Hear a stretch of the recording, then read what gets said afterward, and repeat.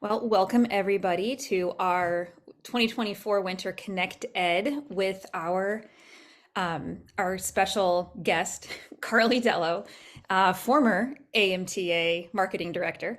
Um, Karle is an accomplished curriculum director, instructional coach, and educational speaker. Before becoming a coach, she taught middle school science for 10 years, and she's led several middle school modeling workshops for us. She has a Master's of Arts in Educational Technology and was named one of the top 30 K-12 EdTech influencers to follow in 2023 by EdTech magazine. Through in-person and virtual professional learning sessions, Karle shares her expertise on the latest AI tools for teachers, Canva, Google for Education, and other cutting-edge classroom technologies. You can find her on TikTok, which is amazing. You need to follow her on TikTok. Instagram, and other social media channels where she posts helpful videos and tips under the username Coach Karle, CoachKarle. And I will put that in the chat. Thank And you. I will turn that over to Karle now. All right. Thank you for that wonderful introduction, Erica. All right. So we are going to start out today with a quick poll. I want to see who's in the room. So bear with me for a moment while I do this. All right. Let's see. I had the polls set up in advance, but now I'm actually having a hard time seeing them. Erica, do you see something at I wonder if it's because I'm sharing my screen. Let me go I ahead and just have, stop yeah, sharing. we don't have it. All right, I see it now. All right. So the first question is, I'm going to go ahead and launch it. What's your current role in education? All right. So just kind of trying to see who's in the room and just a little bit about our purpose for today. Hopefully you walk away with some ways that you can use artificial intelligence in science, but also specifically with modeling instruction. And my role is going to be to share examples and a framework. Your role is to really think about how does this apply to what you do specifically, and some suggestions for today. With virtual sessions, sometimes it's easy to get distracted. So I encourage you to be as present as possible because you'll get more out of this throughout. And with that, we will move forward. So it looks like we've got a lot of teachers in the room right now, a few that are classified as other. We've got a coach in here as well. So that's cool to see. 29% of us are teachers in here, which is great. So I'm going to go back to screen share. All right. There, it And shows the poll now, okay. the And result. are we good? Okay.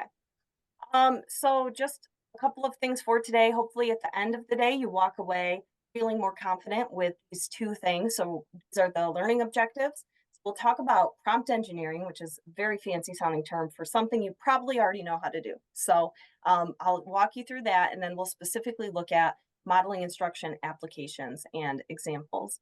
So as Erica said, you can find me here. And I just want to share, like, I taught middle school science for 10 years, and I'll never forget my first modeling instruction workshop. It was in 2016, and I'm in, a warm science lab with no air conditioning in the middle of July. We're working through some energy bar charts, and I was completely lost. Like, here's my group with the big whiteboards, and they are just like, going through this real fast. And I had no idea, like I was not comprehending the concepts that we were going through. And mind you, this is coming from someone who went to, I graduated from Michigan State University with highest honors. And in science classes of 300 plus, many of them pre-med students, I consistently set the curve.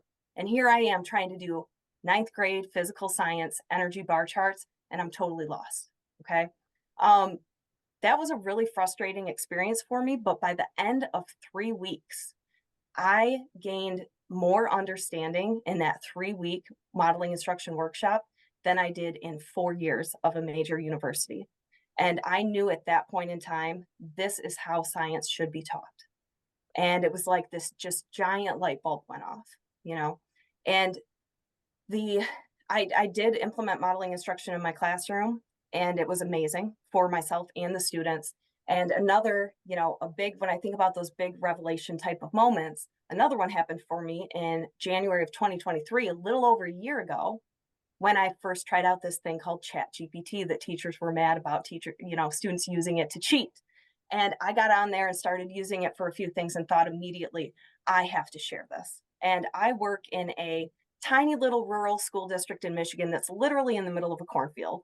And I knew, I'm like, I want to share this with more than just the teachers at my school. So I did something I never thought I'd do. I jumped on TikTok, started making videos, and I really love it. So you can find me on almost all of these, almost all social media channels. I think I've got even more than what's here at Coach Karle.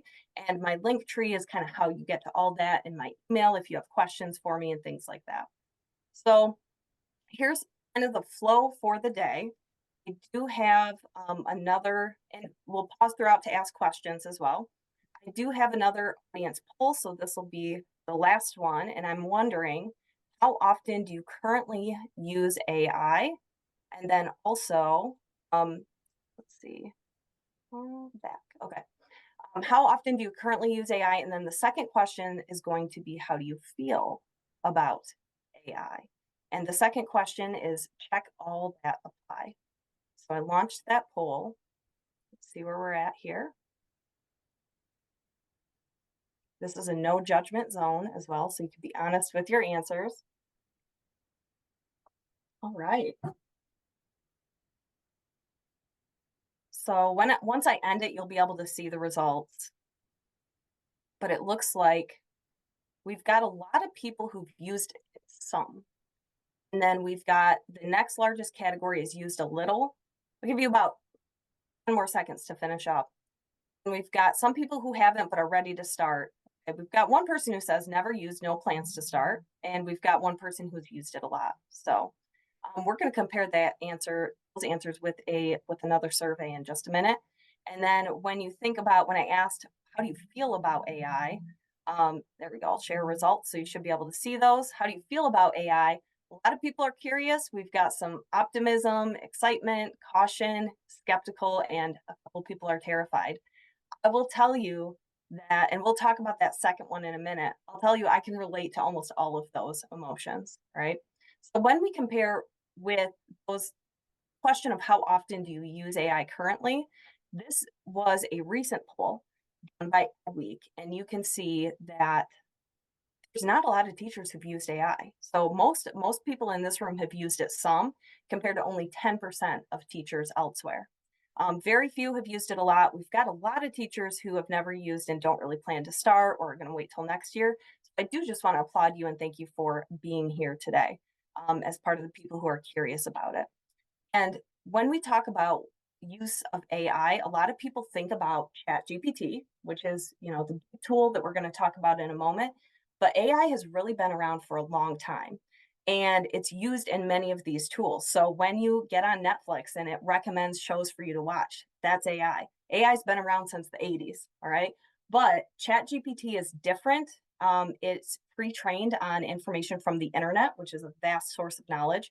So that was kind of why it's a game changer. But AI's been around for a while. So when I'm talking about ChatGPT, another really popular one is Google Gemini. And you could go ahead and put in the chat if there's any other ones you've heard of. I know there's Claude, Perplexity. These are all what are called large language models. And I love presenting this information to AMTA members because, and I know not everyone is, but models. You know what models are and how they work. And that's exactly what ChatGPT is. It's a large language model. I'm going to give a quick demo of how it works. So what I'm going to do, I tried to make this sciencey. So these are all science terms. I'm going to show you a word and I want you to just rapid fire in the chat. What is the first thing that comes to mind when you see this word? Like try to finish the next word for me. Okay. So these are all science terms. So periodic, what are you thinking? Okay. Just throw it in the chat. All right. So most people got that it was periodic table. Okay. Let's do another one. Next one, natural. Natural disaster. Love it. Natural selection is what we were going for. Natural resources, that makes sense. Okay, couple more, quantum.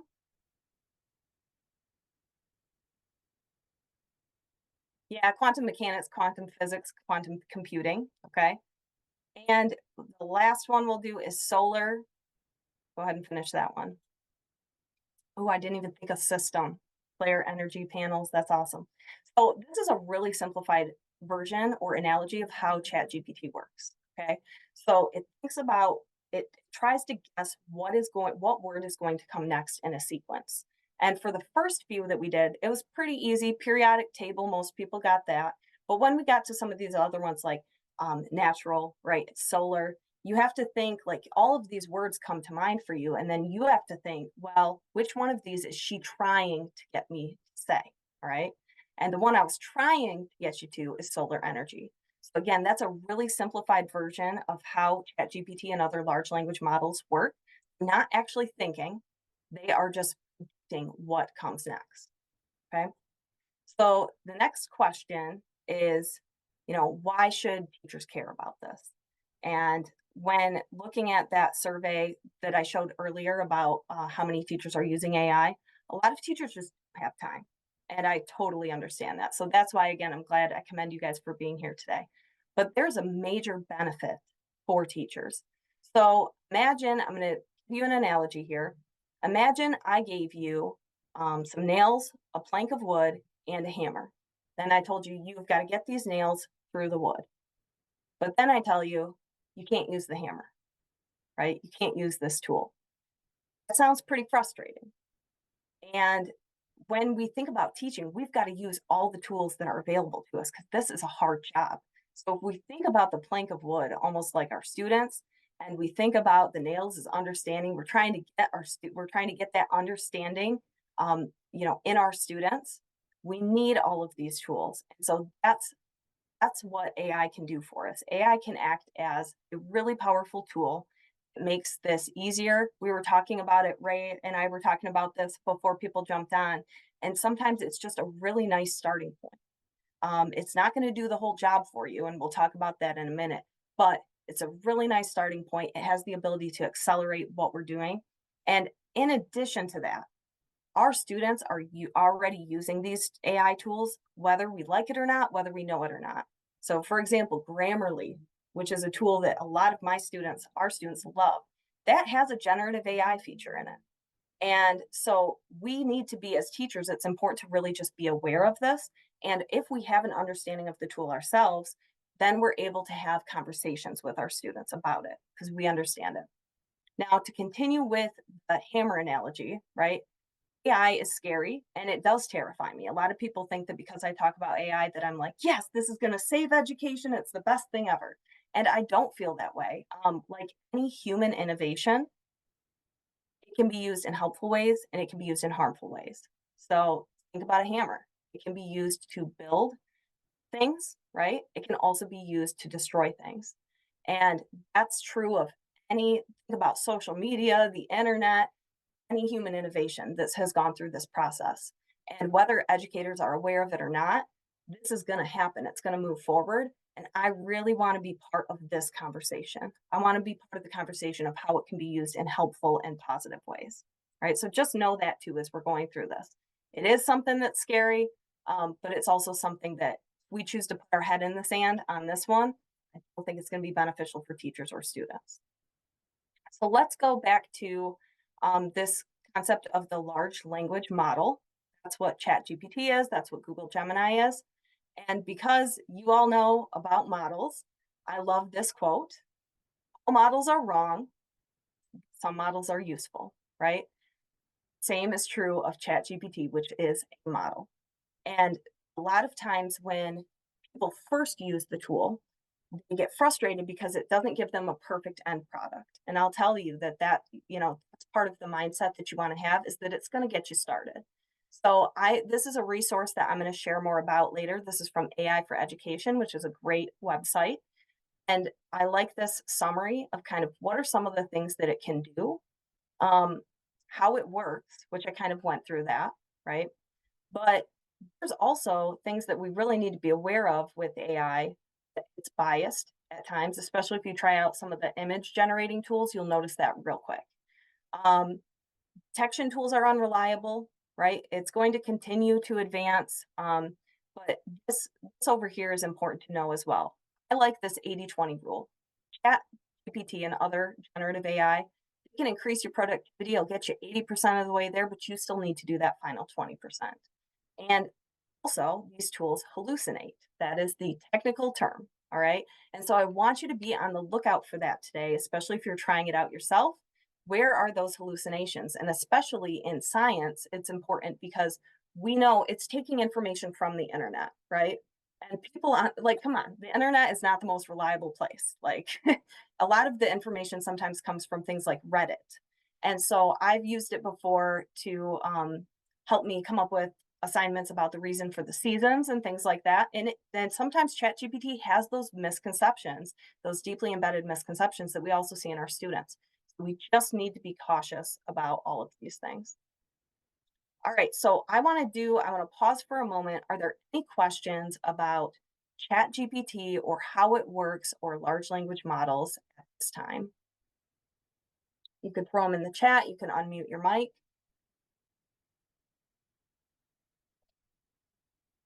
Okay, we'll move forward and get into a little bit of the prompt engineering. So this is a fancy term, but what I'll tell you is you're teachers. There's a lot of teachers in the room. You already know how to do this because you know how to give really specific instructions, and then you know how to give feedback as well. All right. And so that's the key when you are using these tools.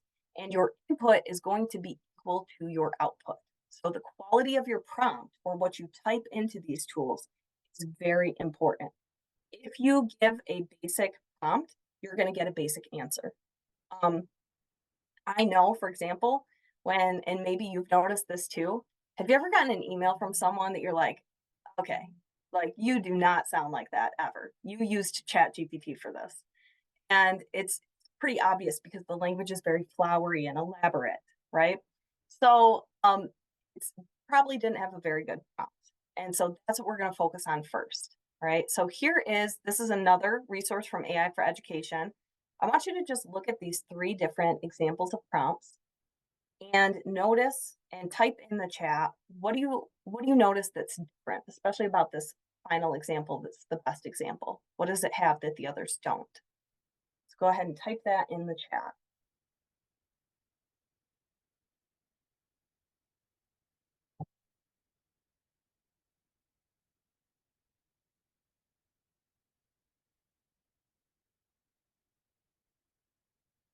All right, so we've got specific language, more specific, level of detail. Yep, absolutely. And I'm going to tell you today that keywords, that's great. If you don't already, I would start a document that you're going to have that's going to be your go-to, and that's where I would make sure to keep your prompts, because sometimes when people see this, they go, "Oh my gosh, I don't want to have to type that out every time I use ChatGPT." And you shouldn't, because that would be a lot of work. So I have like a Google Doc, for example, where all of my prompts are kind of saved, and so I recommend you do that as well. So someone also talked about the role and audiences in there. There's also UDL for pedagogy direction. That's great. Yeah. And there's a lot of different frameworks out there people have for their prompting framework.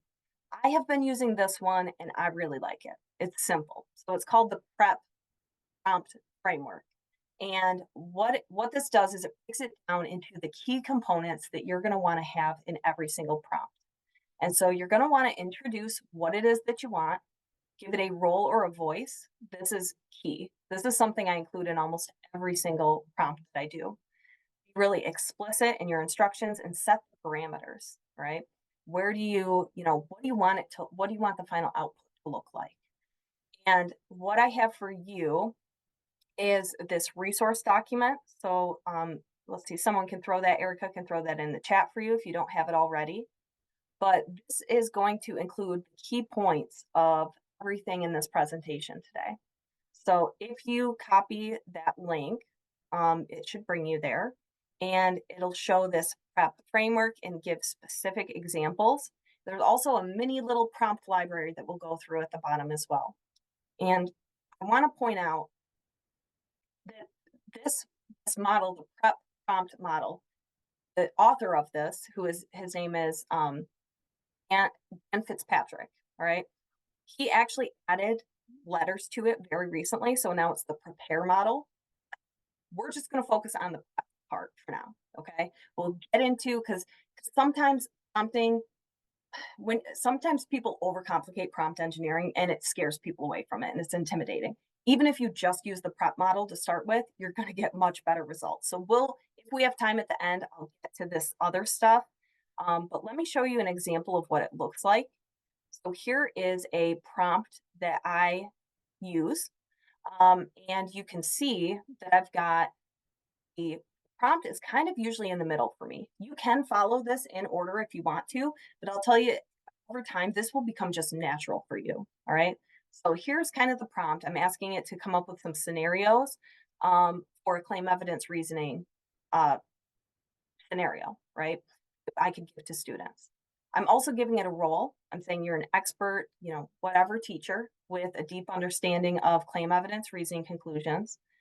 And then I'm being really specific by giving grade level, subject, topic, or the standard sometimes. And then finally, give it parameters. So I said that I want, for each prompt, I want a detailed scenario, sample data set displayed in a data table, and a question that students have to answer. Right. So again, you can start to see why it's important to have your own document with your prompts because you don't want to type this out every time. I'm also going to show you a prompt library later on that's free on the internet that has a ton of this stuff as well. So before I'm going to show you some examples of what this looks like. I just want to pause and see if there's any questions so far about this prep framework.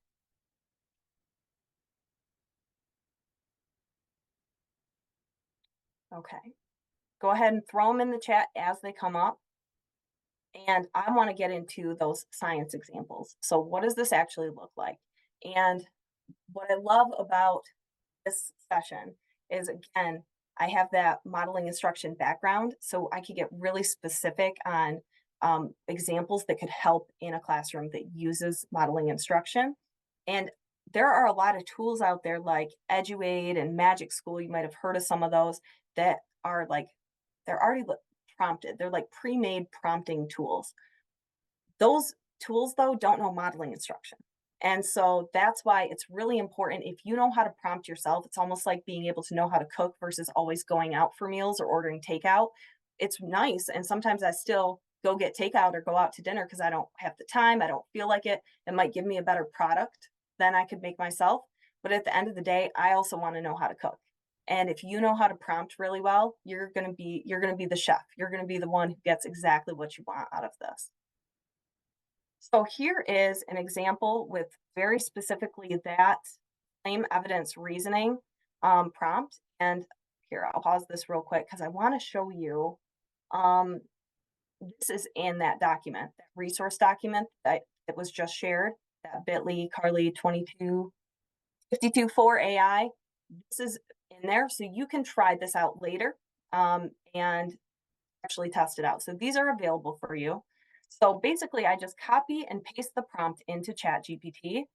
And then I'm just going to change the grade level and subject area.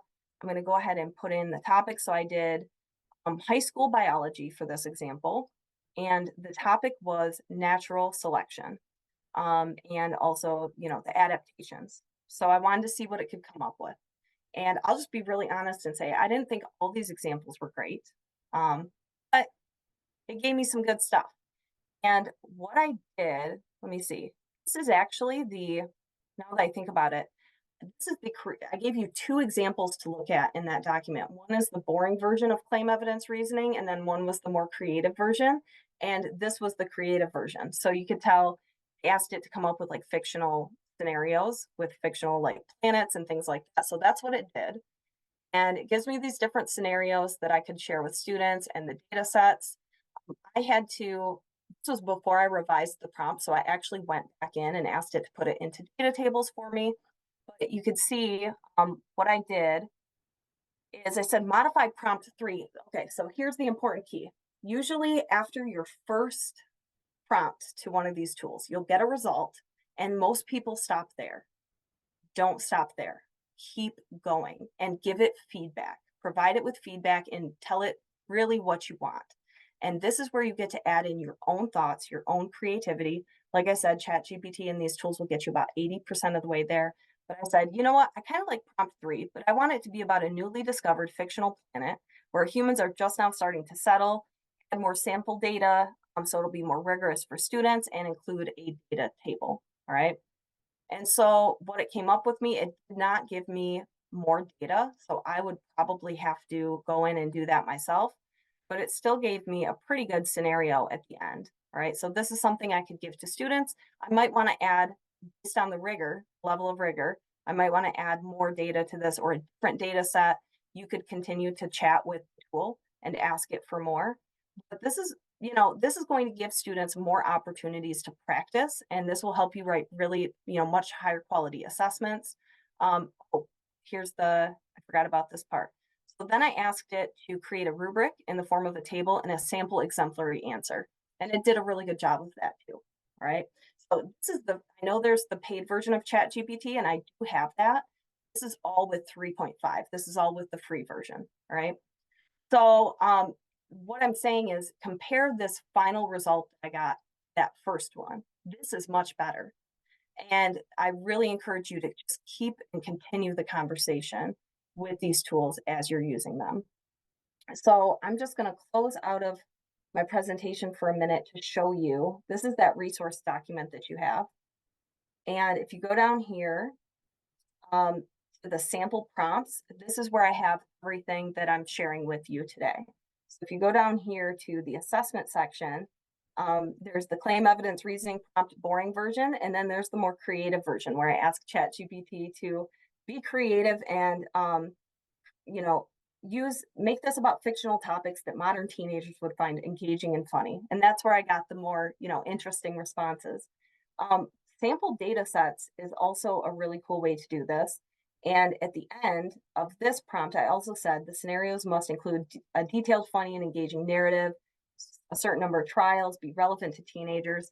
And I'll show you an example of what I did I was working with an eighth grade science teacher, which that's my area of expertise, right?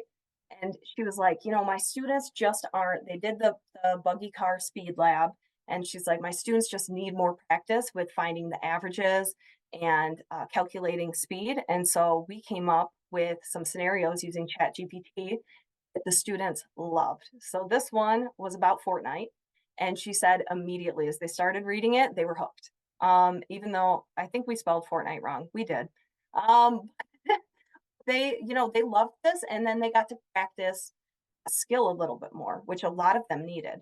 We also had one about Taylor Swift, which they appreciated as well.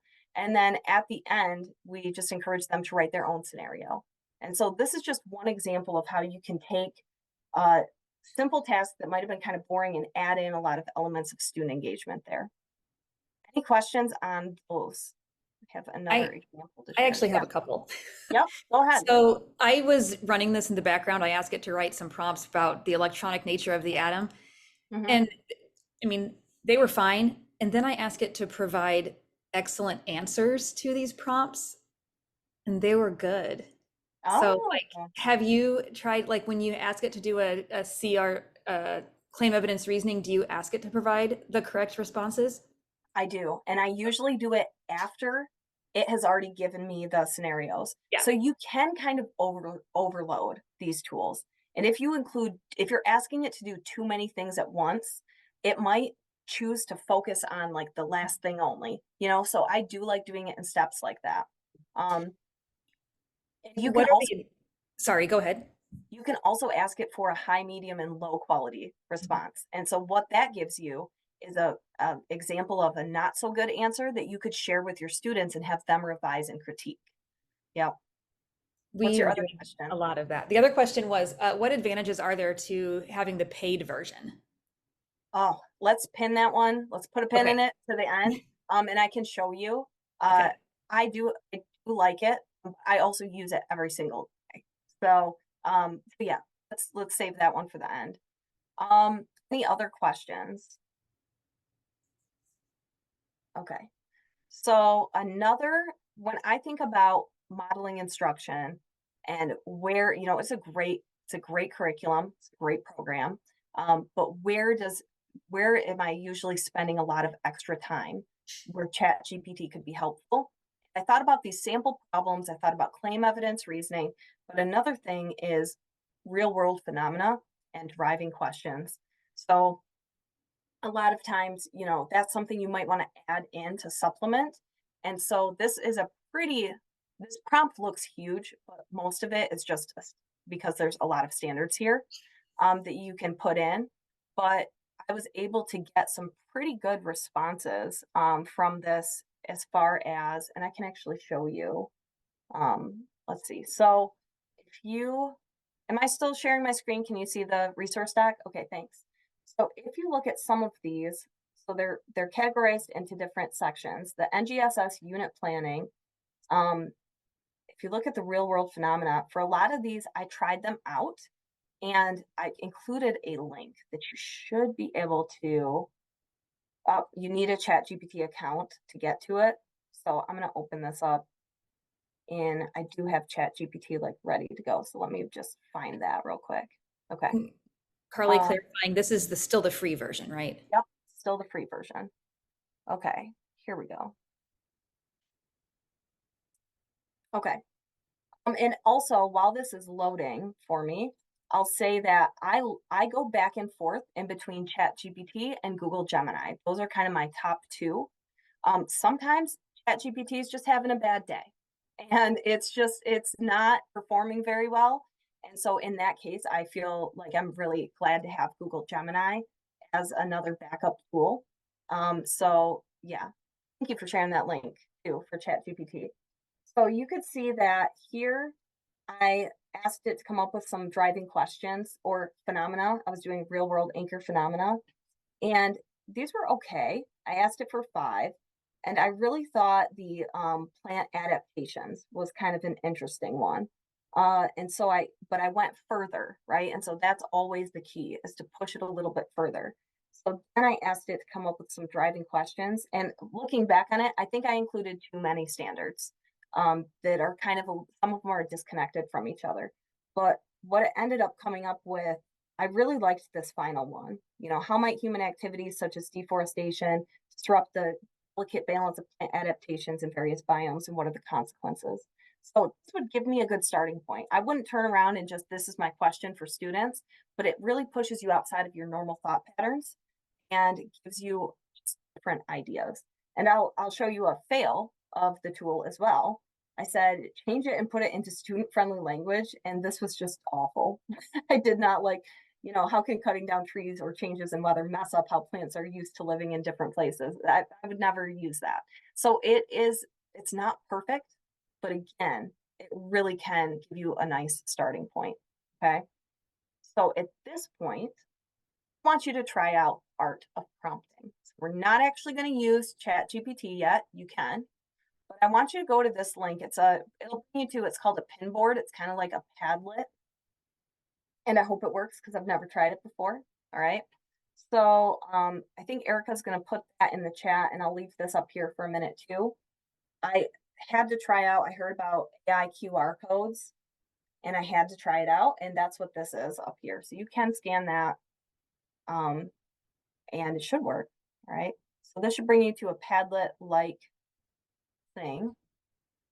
And then we can actually give it a try. Let's see. Okay, thank you, Erica, for putting that in the chat. So let's try to head there. And I want you to try to get a prompt that has the prompt, the role, explicit, and then also parameters. Okay. I'll use the second link that she put in there. There we go. So it's Karle 2/25/24 PE. So I put the date today, and then PE for prompt engineering. And so what it will bring you to, I'll show that, I'll put that back up in a minute. It should look like this. Is it working? Someone give it a try and let me know. But if you click add card, just go ahead and type in a prompt. Let's try to come up with some. And if we have time, we can actually try them out. I've got them categorized by different subject areas.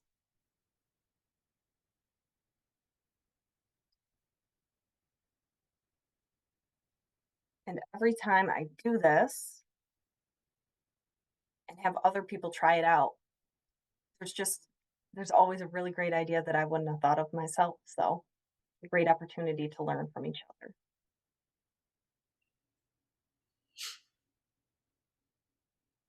Carly, can you repeat what you want them to put on the card?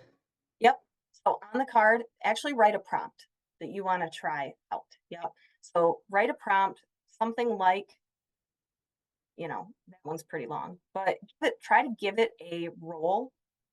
Um, Write your prompt, give it a role, be explicit, and give it parameters. So we're trying to get some sample prompts here.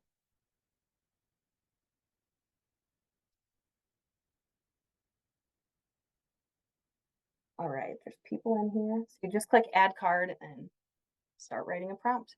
There we go. And feel free to think outside of the box as well. It doesn't have to be one of the examples I gave.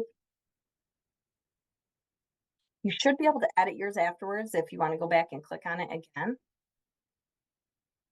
So I'm going to add to, so I hear this, I see this one about writing a free response question. Just want to add to that, you can also include in your instructions depth of knowledge. So it does understand the depth of knowledge scale. And I believe, did I include those on this document? Did not. Okay, but I'll show you a place where you can find that. All right, so it does understand depth of knowledge. So it's really nice because you can ask it to write a depth of knowledge 1, 2, and 3 level question for whatever your topic is. And I also want to share that, in addition to using it for, assessment, you can also use it for just basic lesson planning and coming up with ideas for if you realize that there's kind of a gap in the curriculum, you can use it for that as well. All right.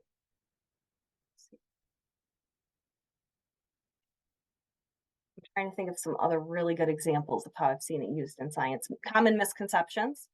So especially if you're new to teaching a subject, you can ask it for what are some common misconceptions. And I'll also say, here's another really specific science tip.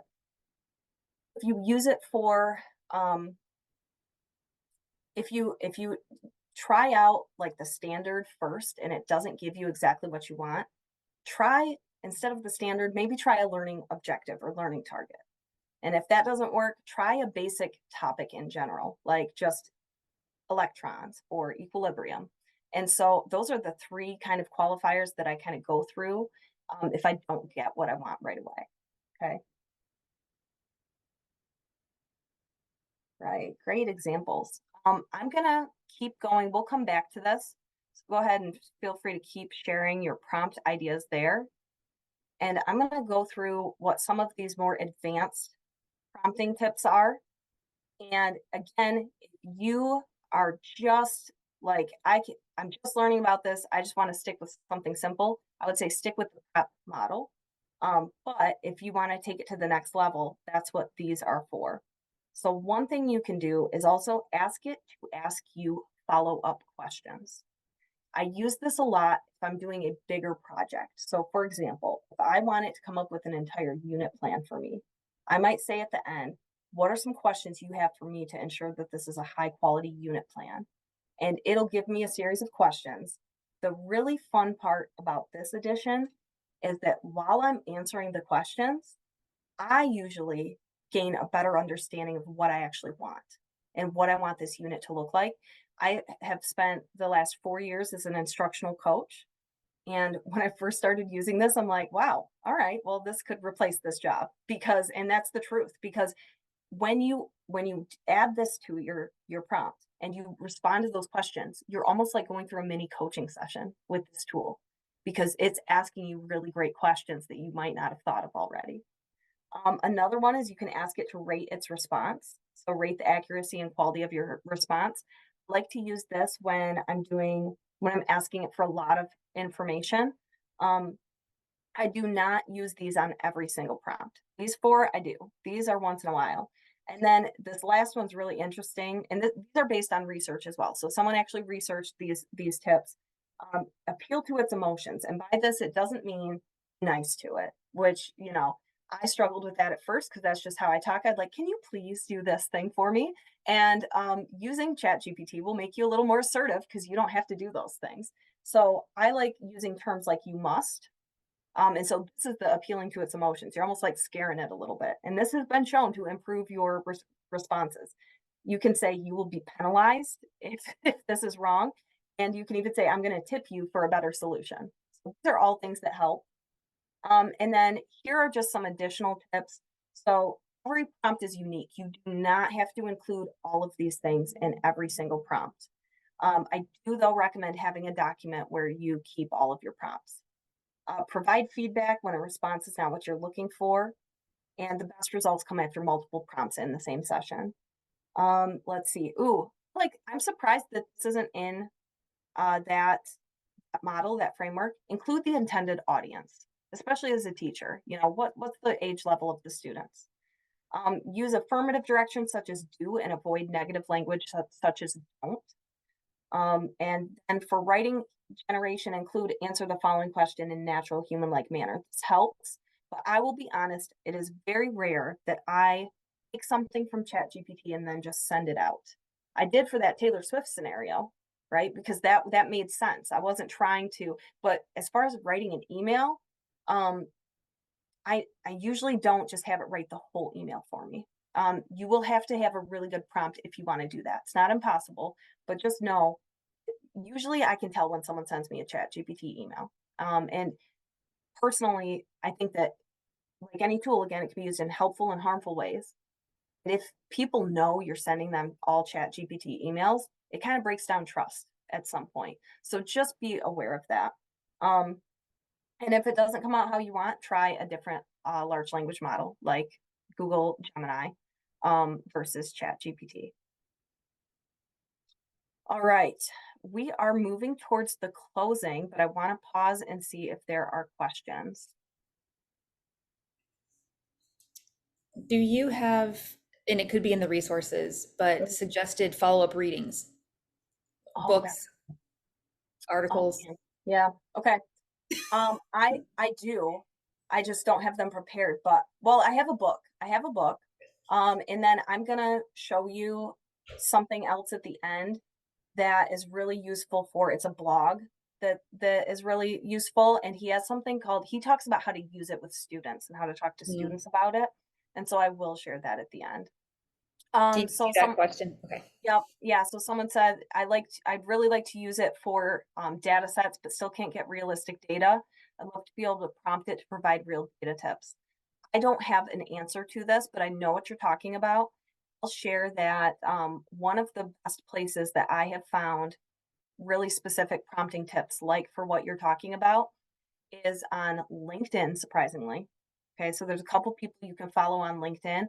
And there's also a ton of Facebook groups that are specifically Chat GPT for teachers. And you can ask specific questions like this and get really good responses. So that's where I suggest you go to that. And I'm also going to put that down on my little list of things I want to look up and find, right? Are Chat GPT essays flagged as plagiarized? So when you are using, there are a lot of AI detector tools, but just know that you are using AI to detect AI, and AI is very fallible. So we could do a whole different session on student use of AI. And that's because that's a whole nother thing. But what I suggest is I would not suggest using an AI detector as the sole uh, decision maker of whether a student used ChatGPT or not, because they're biased as well, and so there's a lot of information out there about that as well. Okay, so I've got a couple other things for you, and then I know I want to share resources and I want to talk about the paid version. So in closing, I have to recommend some of these pre-made prompt tools, which I did a whole session basically on this earlier in the fall of this year in 2023. And there are a lot of tools out there. Magic School EduAid and Brisk Teaching are probably my top three, where it uses the large language model technology, but you don't have to prompt it. It's like a pre-made prompt tool. And what this does, I made the analogy earlier of how it's almost like going out to eat sometimes versus knowing how to cook. And one of my favorite ones is EduAid. And the reason why, Magic School is great too, but the one reason why I love EduAid is because it is made by science teachers who are still in the classroom. And you can tell when you get the quality of the responses are better for this tool. And so you could go here and there's a generator, there's an assistant tool. You pick your grade level and subject area, and then you could go to engagement activities or rubric. They have a really good rubric one. And there's also gamification tools that are really, really cool. So it can come up with a Jeopardy style game for you or this or that questions. So Eduate's really cool. But like if I go here to engagement activities, I could put in a topic, like photosynthesis, and see. And they do have a claim evidence reasoning tool on here. It's not bad. And then you would just click add to workspace. And so I didn't really have to prompt it. You know what I mean? This is a pre-made prompt tool. And so it's going to give me some activities to get students' attention about photosynthesis. Most of these tools are freemium tools. And that means that you have to pay to get full access, but they also have a free version available. And I'll just tell you with EduAid specifically, they are not trying to get rich and make money. They're just trying to cover the basic costs. It's like $5 a month, I think, to join fully for this. Okay.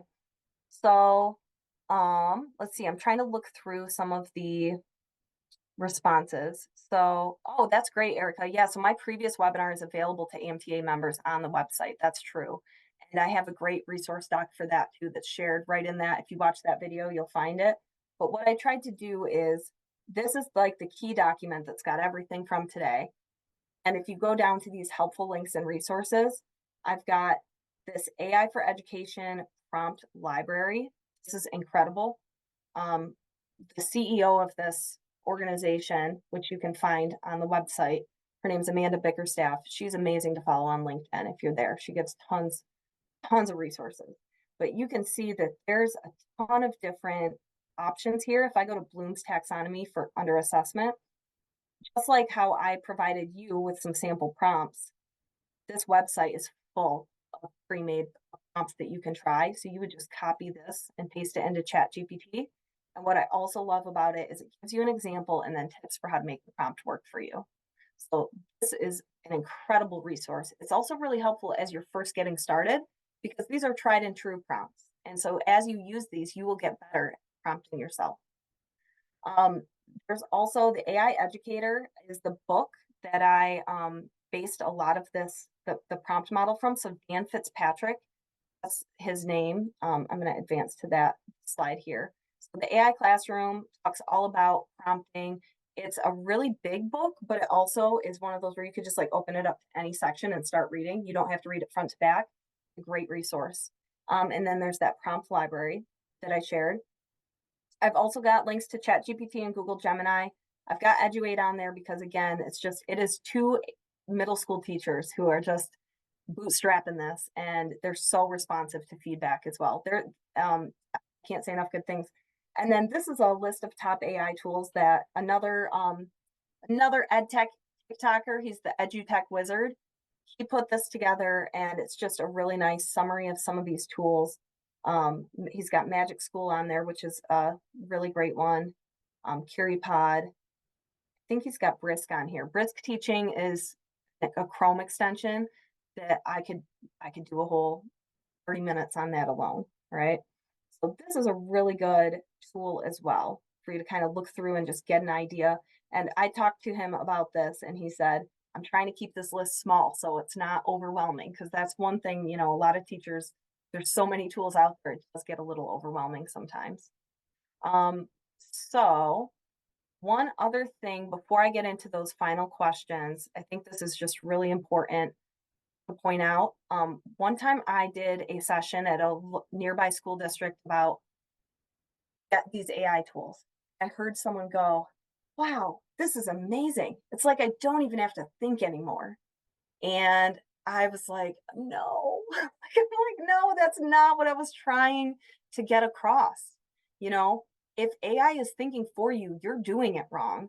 And you're also replaceable. I'm going to be honest. Like a lot of people are like, is AI going to replace teachers? And the answer is no, because in my opinion, because teaching is not as simple as like, here's some knowledge. Now I'm going to give it to you. It's more complicated than that, right? Teachers guide the social process of learning.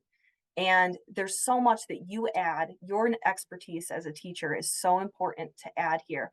What AI can do for you is if this was your starting point before, now your starting point's here. All right. So where are you going to go next with it? And you can really use this to elevate what you're already doing, and take it to that next level. So I really encourage you to do that as well. Um, because we have a couple of minutes, I do want to show you kind of some of the benefits of the paid version. It's like $20 a month. I'm really hoping that they come up with some better pricing for schools, because it's just a lot of money if you're going to pay for it for all teachers. Because I have ChatGPT, the paid version, I can go up here and the default it gives me is ChatGPT 3.5. But if I go to GPT-4, which I get with the paid version, there's so much here. There's I have made my own chat GPTs, so I don't have to give it very like I have an educational strategist. I made this GPT myself. It's not hard, it's not complicated. But anytime I want an expert education consultant, I go to this tool. And it's like, it'll give me tips on how to structure an upcoming staff meeting, or like it already has, you know what I mean? The role is already there for these. So that's a nice tool. You also get access to Dolly, which is an image generator. And so that is fun. Um, and so if that's something that you're interested in, that's pretty cool as well. But you also get access to all of these pre-made GPTs, that the Canva one is disappointing. So just don't get it for that reason. But you can like upload a picture of yourself, and GPT will cartoonize it for you, like turn you into a cartoon version. So it does save time, and I'm going to continue to pay for it because I do use it all the time. And I also maybe perhaps share an account with my husband who uses it a lot too. So then it's worth it, right? Are there any questions about the difference between the paid and unpaid versions? Okay. I do want to find, I want to find that blog for you. So I'm going to look up that. I also just want to share, while I'm looking for that, here is just once again how you can connect with me, because I make videos about all this stuff. I've got a whole playlist on TikTok that is just AI tools, so you could work through that at your own pace.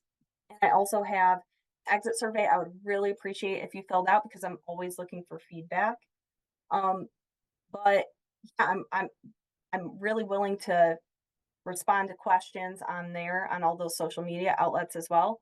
And I do help individual schools. So if your school, and I try to, especially for public schools, I really prioritize affordable pricing. So if you ever wanted a virtual presentation, because most of you are probably not close to me in Michigan, I do that for schools as well. So my email and everything is on my link tree here. Um, so let's see, Erica shared that again. Thank you. I'll put my link tree in there as well. And I'm going to look for um, additional resource. Okay, there's my link tree. I'm going to look for that additional resource while Erica wraps up. I'm also going to put in that exit survey real quick. It's very short. 2252.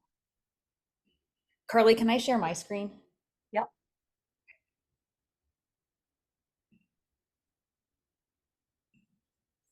All right, so I'm putting the exit survey in there.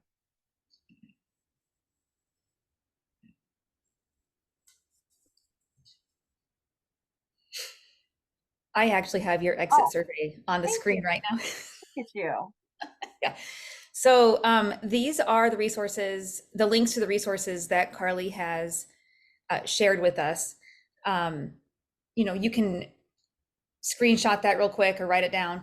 Um, she's been very generous with what she's providing to you. Please do take her exit survey. We look at those and we do take your feedback. Um, if you would like to learn more about AMTA, you can follow us on all of these different social media sources. I know it says Twitter, and I know it's not Twitter anymore, but I refuse to change this slide because It's X. it's still Twitter to me. Yep, So yep. we are on Facebook, X, LinkedIn, YouTube, Instagram, and Discord. These are all of the places that you can follow along and get updates on what we're doing, other webinars and conferences that we hold online. Our website is modelinginstruction.com. If you are interested, that is a shortened link and a QR code that you can scan for Karle's resources. And then if you are interested in becoming a member of AMTA, we have a second link there, and it'll take you to our website where you can sign up for different levels of membership. And I do think that Sue is still listening. The first link there, AMTA AI 225, is going to get you how to request a PD certificate. I will ask you to give me 3 to 5 days to get that to you. There are a lot of people here today, so I have to generate each of those certificates individually. So it will not be instantaneous, but I will get one to you. And I'm going to turn it back over to Karle. Do you need to share your screen? Yep, I've got one other thing. So this is if you're interested in going down the rabbit hole of using it with students. I'm going to present about this to my high school in a couple weeks here. This is the AI assessment scale. So this is his website, and let me just show you. So this is something you could use with students to help have that conversation. So I'm going to put this in the chat. I would recommend following Leon on LinkedIn as well, but his is just Leon, and I don't know how to pronounce his last name, F-U-R-Z-E. He has a ton of information that's just really good for using it with students. So if you're ready for that next level, I'll put this in the chat as well. Let me know if you have any questions, but thank you so much to AMTA for having me, and it's just really fun. This is such a niche category, but it's always in the back of my mind when I'm using these tools. I'm like, oh my gosh, like this could be so useful for anyone who uses that modeling instruction. Okay, all right. All right, I think we're good to go. It's 2 o'clock. That was great timing. And yeah, thanks. I have put my email address in the chat. It's just very simple. It's Erica at modelinginstruction